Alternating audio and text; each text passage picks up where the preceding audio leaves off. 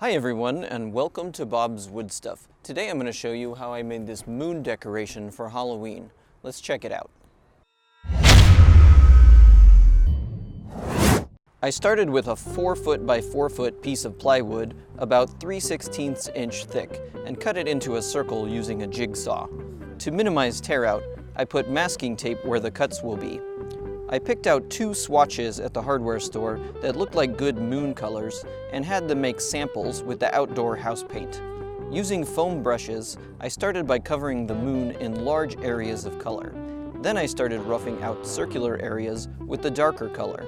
In order to get a 3D effect, I made the ones nearest the center more circular and the ones towards the outside more elliptical.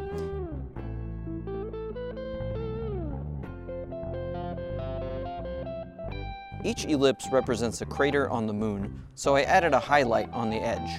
I pictured the light source as coming from the center of the moon and thought about how that would affect each crater, highlighting the surfaces that would be facing the light.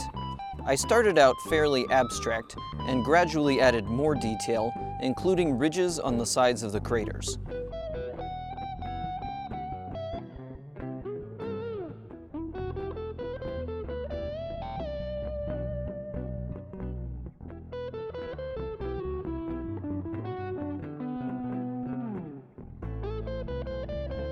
It took about an hour until I was totally happy with the painting, and then I hung it on the wall by finish nailing it into the siding.